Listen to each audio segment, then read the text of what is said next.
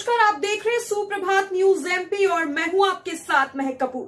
आइए नजर डालते हैं 25 फटाफट बड़ी खबरों की ओर। इससे पहले न्यूज को कहां से देख रहे हैं आप हमें कमेंट करके जरूर बताएं। जेपी नड्डा आज जबलपुर और शहडोल दौरे पर, अगले दिन इंदौर और उज्जैन भी जाएंगे। मध्य प्रदेश में लोकसभा चुनाव 4 चरणों में होगा। इसको लेकर अब राजनीतिक पार्टियों के केंद्रीय नेताओं के दौरे शुरू हो गए हैं। भाजपा के राष्ट्रीय अध्यक्ष जेपी नड्डा आज मंगलवार को जबलपुर और शहडोल दौरे पर हैं। वहीं बुधवार को इंदौर एवं उज्जैन दौरे पर आएंगे। इस दौरान नड्डा जनसभा, बैठक और स्थानीय कार्यक्रम में शामिल होंगे। भारतीय जनता पार्टी के राष्ट्रीय अध्यक्ष जगत प्रकाश नड्डा आज मंगलवार को शहडोल एवं जबलपुर प्रवास पर रहेंगे। इस दौरान नड्डा जनसभा, बैठक एवं स्थानीय कार्यक्रमों में सम्मिलित होंगे। मध्य प्रदेश बोर्ड 10वीं व 12वीं की परीक्षा परिणाम 15 से 20 अप्रैल के बीच घोषित हो सकते हैं। मध्य प्रदेश बोर्ड 10वीं व 12वीं की उत्तर पुस्तिकाओं का मूल्यांकन 85% पूरा हो चुका है। अब भी 15% मूल्यांकन कार्य बाकी है। माध्यमिक शिक्षा मंडल के 5 अप्रैल तक मूल्यांकन कार्य करने के निर्देश दिए ताकि समय से परिणाम घोषित किए जा सके। मूल्यांकन कार्य 22 फरवरी से जारी है। अब तक 90% मूल्यांकन कार्य पूरा होना चाहिए था, लेकिन अभी भी लक्ष्य से पीछे है। कई विषयों के शिक्षक उपलब्ध नहीं होने के कारण मूल्यांकन कार्य धीमा है। अधिकारियों का कहना है कि 9वीं व 11वीं की वार्षिक और 5वीं व 8वीं की बोर्ड परीक्षाओं के कारण भी मूल्यांकन कार्य प्रभावित हुआ।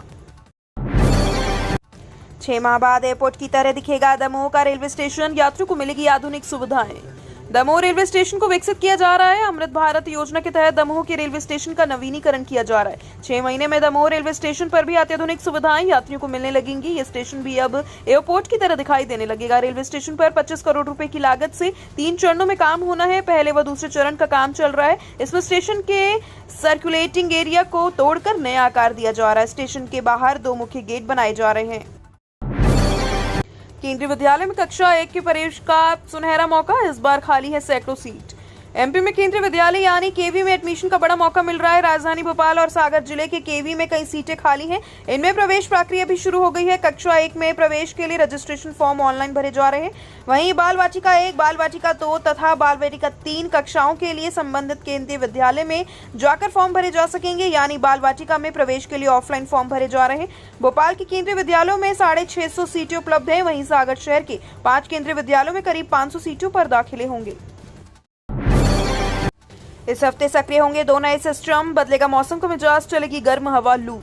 अप्रैल में फिर मध्य प्रदेश के मौसम में बदलाव देखने को मिलेगा। पहले सप्ताह में 2 वेस्टर्न डिस्टर्बेंस एक्टिव हो रहे हैं। हालांकि इसका असर प्रदेश पर कम दिखाई देगा। बादल छा सकते हैं, लेकिन बारिश की संभावना कम है। वहीं कहीं हल्की बूंदाबांदी देखने को मिल सकती है। तापमान में उतार चढ़ाव का दौर बना रहेगा। इस हफ्ते जबलपुर समेत जिले में लू चल सकती है।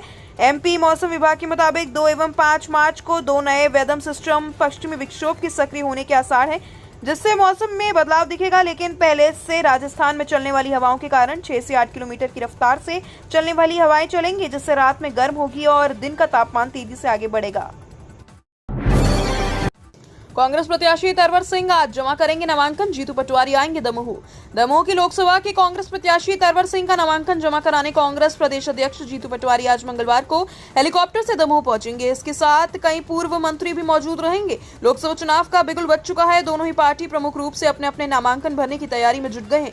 जहां एक और कांग्रेस के प्रदेश अध्यक्ष जीतू पटवारी आज मंगलवार को दमोह आ रहे हैं, वहीं दूसरी ओर प्रदेश के मुख्यमंत्री डॉक्टर मोहन यादव भी 4 अप्रैल को भाजपा प्रत्याशी राहुल सिंह लोधी का नामांकन भरने दमोह पहुंच रहे हैं। मोदी सरकार की योजनाओं पर घर घर चर्चा करेंगी महिला मोर्चा की बहनें। भाजपा महिला मोर्चा की प्रदेश कार्य समिति की सोमवार को पार्टी मुख्यालय पर हुई बैठक में लोकसभा चुनाव को लेकर रणनीति बनाई गई। तय किया गया कि महिलाओं के लिए केंद्र सरकार की ओर से लाई गई कल्याणकारी योजनाओं पर चर्चा करने के लिए मोर्चा की टीमें चुनाव दौरान महिला मतदाताओं के बीच जाएंगी और उन्हें बताएंगी कि महिलाओं के कल्याण के लिए इतने कार्य किसी सरकार ने नहीं किए। बैठक में पार्टी के प्रदेश अध्यक्ष विष्णुदत्त शर्मा ने कहा कि वह लोकसभा चुनाव देश के अंदर बड़े बदलाव का चुनाव है। प्रधानमंत्री नरेंद्र मोदी ने देश की महिलाओं का सम्मान बढ़ाने और उनको आत्मनिर्भर बनाने का काम किया।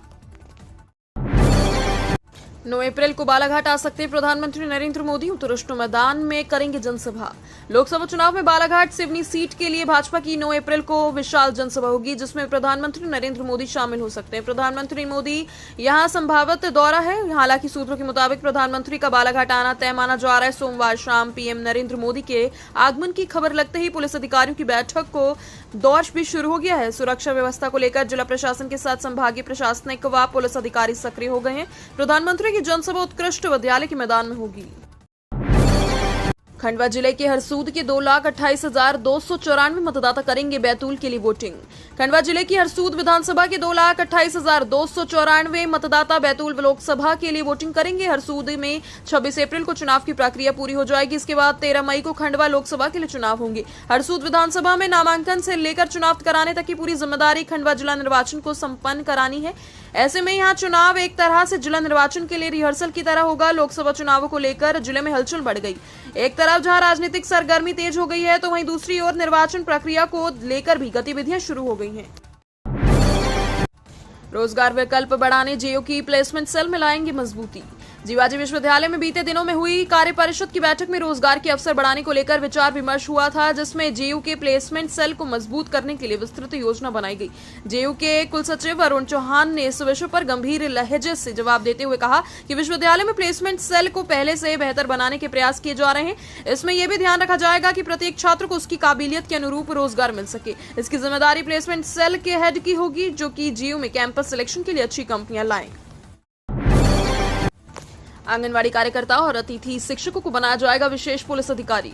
देश में लोकसभा चुनाव 2024 का बिगुल बज चुका है। मध्य प्रदेश में लोकसभा चुनाव के लिए आंगनवाड़ी कार्यकर्ता, सहायिका और अतिथि शिक्षकों को महत्वपूर्ण जिम्मेदारी सौंपी गई। मध्य प्रदेश निर्वाचन आयोग ने 5 लाख कर्मचारियों के साथ साथ आंगनवाड़ी कार्यकर्ता, सहायिका, अतिथि शिक्षकों को इस्तेमाल करने का फैसला किया। जारी आदेश में कहा गया कि आंगनवाड़ी कार्यकर्ता, सहायिका, अतिथि शिक्षकों को विशेष पुलिस अधिकारी बनाकर निर्वाचन प्रक्रिया में सहयोग लिया जाएगा। गौरतलब है कि मध्य प्रदेश की सभी 29 लोकसभा सीटों पर 4 चरणों में लोकसभा चुनाव के लिए मतदान होना है। आचार संहिता के चक्कर में अटकी वन टाइम सेटलमेंट योजना। आचार संहिता के चलते नगर निगम की वन टाइम सेटलमेंट योजना अटक गई। आर्थिक संकट से जूझ रहे इंदौर नगर निगम को उम्मीद थी कि इस योजना से उसे 200 करोड़ रुपए की राशि मिलेगी। इससे वह अधूरे काम शुरू कर सकेगा। वन टाइम सेटलमेंट योजना को कैबिनेट मंत्री कैलाश विजयवर्गीय की हरी झंडी मिल गई थी, लेकिन फाइल इंदौर पहुंची। इससे पहले ही आचार संहिता लागू हो गई। अधिकारियों का कहना है कि आचार संहिता हटते ही योजना लागू करेंगे, लेकिन ये तो समय ही बताएगा कि इस दाव में कितने दम है। इसके बाद फिलहाल तो आम चुनाव के चलते निगम का आर्थिक संकट और लंबा खिंच गया है। नया शिक्षा सत्र शुरू। पहले दिन स्कूल पहुंचे विद्यार्थियों को तिलक लगाकर पहनाई फूलों की माला। शहर के शासकीय और निजी स्कूलों में सोमवार को नया शिक्षा सत्र शुरू होने के दौरान उत्सव जैसा माहौल है। स्कूलों में आने वाले विद्यार्थियों का तिलक लगाकर, फूलों की माला पहनाकर और आरती उतारकर स्वागत किया गया। विद्यार्थियों में भी स्कूल आने का उत्साह नजर आया। विद्यार्थियों के स्वागत के लिए स्कूलों में पहले से ही तैयारियां शुरू कर दी गई। कई स्कूलों में रंगोली भी बनाई गई, तो कई स्कूलों में फूलों को सजाया गया। शिक्षकों ने विद्यार्थियों को प्रेरक भाषण भी दिए। जिला शिक्षा अधिकारी मंगलेश व्यास ने बताया कि माध्यमिक शिक्षा मंडल से मान्यता प्राप्त निजी और सरकारी स्कूलों में नया शिक्षा सत्र शुरू हो गया है। नियम विरुद्ध क्लिनिक और निजी अस्पताल में सेवा देने वाले डॉक्टरों की होगी निगरानी। शहर में संचालित निजी नर्सिंग होम, अस्पताल, क्लिनिक पर निगरानी रखने के लिए टीम गठित की जाएगी। ये टीम उन चिकित्सकों पर भी निगरानी रखने का काम करेगी जो निजी अस्पताल में सेवाएं देने के साथ नियम विरुद्ध क्लिनिक का संचालन प्रैक्टिस कर रहे हैं। हाल ही में मुख्य चिकित्सा एवं स्वास्थ्य अधिकारी द्वारा कराई गई जांच में सरकारी चिकित्सकों के बिना पंजीयन क्लिनिक चलते मिले। इसके साथ क्षेत्रीय संचालक स्वास्थ्य सेवाएं डॉक्टर राकेश चतुर्वेदी ने जांच दल बनाकर अभियान चलाने के निर्देश दिए। मुख्य चिकित्सा और स्वास्थ्य अधिकारी को देने की बात कही। बीकॉम एलएलबी और बीबीए एलएलबी 9वें सेमेस्टर की परीक्षा 16 अप्रैल से। महीनों से अटकी विधि पाठ्यक्रम की परीक्षा को लेकर सोमवार को देवी अहिल्या विश्वविद्यालय में मंथन किया जाएगा। 2 घंटे चली बैठक में कई मुद्दों पर फैसला लिया गया। बीकॉम एलएलबी, बीए एलएलबी और बीबीए एलएलबी के 9वें सेमेस्टर की परीक्षा 16 और एलएलबी 5वें सेमेस्टर की परीक्षा 23 अप्रैल से होगी। विश्वविद्यालय प्रशासन ने इनका परीक्षा शेड्यूल भी जारी कर दिया है। विधि पाठ्यक्रम के पहले सेमेस्टर की परीक्षा को लेकर तारीख तय नहीं हुई है, क्योंकि 2 कॉलेजों की संबद्धता मान्यता को लेकर स्थिति स्पष्ट नहीं है। वैसे बाकी 13 कॉलेजों की संबद्धता है, लेकिन इन्हें 15 अप्रैल तक मान्यता से जुड़े दस्तावेज सौंपने हैं। पूर्व बीजेपी नेता लक्ष्मण तिवारी ने थामा कांग्रेस का हाथ, बीजेपी पर लगाया गंभीर आरोप। मध्य प्रदेश के पूर्व भाजपा नेता लक्ष्मण तिवारी सोमवार को कांग्रेस में शामिल हो गए। तिवारी ने ऐसे समय में कांग्रेस का दामन थामा है जब पूर्व मुख्यमंत्री कमलनाथ के गृह जिले छिंदवाड़ा के एक बड़े नेता ने कुछ घंटे पहले विपक्षी पार्टी छोड़ी थी। मध्य प्रदेश कांग्रेस के अध्यक्ष जीतू पटवारी ने तिवारी को सदस्यता दिलाई। लंबे समय के बाद कोई पूर्व विधायक कांग्रेस में शामिल हो रहा है। लोकसभा चुनाव से पहले कांग्रेस में शामिल होने के बाद लक्ष्मण तिवारी ने विपक्षी पार्टी को मजबूत करने की बात कही। आरजीपीवी में 19.48 करोड़ गड़बड़ी में पुलिस की सुस्ती, एबीवीपी कर रहा है आंदोलन। आरजीपीवी में 19.48 करोड़ की गड़बड़ी के मामले की 3 मार्च को प्राथमिकी दर्ज की गई। इस एफआईआर दर्ज हुआ पूरा माह हो चुका है, लेकिन अभी तक एक आरोपित की ही गिरफ्तारी कर पाई। बाकी आरोपितों की गिरफ्तारी के लिए पुलिस मुख्य आरोपियों तक नहीं पहुंच सकी। दावा किया जा रहा है कि आरोपित तत्कालीन रजिस्ट्रार आरएस राजपूत, सेवानिवृत्त फाइनेंस कंट्रोल ऋषिकेश वर्मा, तत्कालीन कुलपति प्रोफेसर सुनील कुमार की तलाश में विशेष जांच दल लगातार छापामार कार्यवाही कर रहा है। सीएम राय स्कूल नाम नया पर छात्र पुराने भवन में पढ़ेंगे, परिवहन सुविधा भी नहीं। सीएम राय स्कूल का नाम नया है पर विद्यार्थियों को शिक्षा अभी पुराने भवन में ही लेनी पड़ेगी, क्योंकि सीएम राय स्कूल के नवीन भवन बनकर तैयार नहीं हो सके, जबकि शिक्षण सत्र सोमवार से शुरू होने जा रहा है। इसलिए छात्र पुराने भवन में ही बैठकर पढ़ाई करेंगे। भवन पूरी तरह से तैयार होने में 1 से 2 वर्ष का वक्त लगेगा। इधर स्कूली शिक्षा विभाग छात्रों को लाने ले जाने के लिए परिवहन सेवा भी उपलब्ध कराने में विफल रहा। बताया जा रहा है टेंडर प्रक्रिया पूरी नहीं हो सकी, इसलिए विद्यार्थियों को खुद के साधन से स्कूल आना जाना पड़ रहा है। 1 अप्रैल से नया शिक्षण सत्र शुरू होने जा रहा है। पिछले साल से 4 करोड़ कम वसूला संपत्ति कर अनुदान के लिए दावा करेंगे निकाय। वित्तीय वर्ष 2023-24 के अंतिम दिन रात 10 बज के नगर निगम ने अमले में 1.30 लाख संपत्तियों से लगभग 94 करोड़ रुपए की संपत्ति कर की वसूली की। वहीं जलकर के रूप में 24 करोड़ रुपए भी निगम को प्राप्त हुए। देर रात तक ऑनलाइन एंट्री का काम चला, जो सोमवार को भी होगा। इसके चलते स्ट्रिक आंकड़ा सोमवार को ही पता चल पाएगा। गत वर्ष निगम ने 97.40 करोड़ रुपए की वसूली की थी। इस बार 242 करोड़ रुपए की वसूली का लक्ष्य रखा गया था, जबकि केंद्र सरकार के 15वें वित्त आयोग से अनुदान प्राप्त करने के लिए 112 करोड़ रुपए की वसूली की जानी थी। नगर पालिका पोर्टल की दिक्कत के कारण वसूली का लक्ष्य पूरा नहीं हो सका। रेल यात्रियों के लिए अच्छी खबर, भीड़ को देखते हुए इंदौर पुणे साप्ताहिक स्पेशल ट्रेन के फेरे बढ़ाए। गर्मी की छुट्टियों और त्योहारी सीजन को ध्यान में रखते हुए रेलवे द्वारा इंदौर पुणे साप्ताहिक स्पेशल ट्रेन के फेरे बढ़ाए गए। इससे यात्रियों को सुविधा मिलेगी। आगामी 26 जून तक ट्रेन के अतिरिक्त फेरे जारी रहेंगे। यात्रियों की सुविधा तथा विशेष रूप से त्योहारी सीजन के दौरान उनकी यात्रा मांग को पूरा करने के लिए उद्देश्य से विशेष किराए इंदौर पुणे स्पेशल ट्रेन के फेरों को विस्तारित कर दिया गया। ट्रेन संख्या 09324 इंदौर पुणे साप्ताहिक स्पेशल ट्रेन, जिसे पहले 24 अप्रैल तक अधिसूचित किया गया था, अब उसे 26 जून तक विस्तारित कर दिया गया। आचार संहिता के चलते अभी नहीं बढ़ेगी कलेक्टर गाइडलाइन, पुरानी दर पर ही होगी रजिस्ट्री। लोकसभा चुनाव की आचार संहिता के चलते 1 अप्रैल से प्रतिवर्ष बढ़ने वाली कलेक्टर गाइडलाइन भी अभी नहीं बढ़ेगी। महानिरीक्षक पंजीयन ने सभी कलेक्टरों को वर्ष 2023-24 की गाइडलाइन के अनुसार ही संपत्ति का पंजीयन कराने के निर्देश दिए। साथ ही वाणिज्यिक कर विभाग ने चुनाव आयोग को प्रस्ताव भेजकर नई दरें लागू करने के संबंध में मार्गदर्शन भी मांगा। प्रदेश में प्रतिवर्ष 1 अप्रैल से संपत्ति के पंजीयन पर लगने वाले शुल्क की दरें नए सिरे से निर्धारित कर लागू की जाती हैं। सीएम डॉक्टर मोहन यादव की सख्ती, निजी स्कूलों ने अभिभावकों पर डाला दबाव तो होगी कार्यवाही। मुख्यमंत्री डॉक्टर मोहन यादव ने अभिभावकों की शिकायतों पर संज्ञान लिया। उन्होंने कड़े शब्दों में निजी स्कूल संचालकों को चेताया है कि अगर उन्होंने पालकों को कोर्स की किताबें, यूनिफॉर्म और अन्य शिक्षण सामग्री किसी निर्धारित दुकान से खरीदने के लिए दबाव डाला तो स्कूल संचालकों पर कड़ी कार्यवाही होगी। मुख्यमंत्री डॉक्टर मोहन यादव ने इस संबंध में आदेश जारी करने के लिए मुख्य सचिव को निर्देश दिए।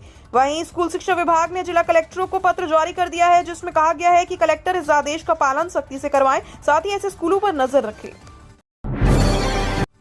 दिग्विजय सिंह और नकुल नाथ के खिलाफ भाजपा ने निर्वाचन आयोग से की शिकायत।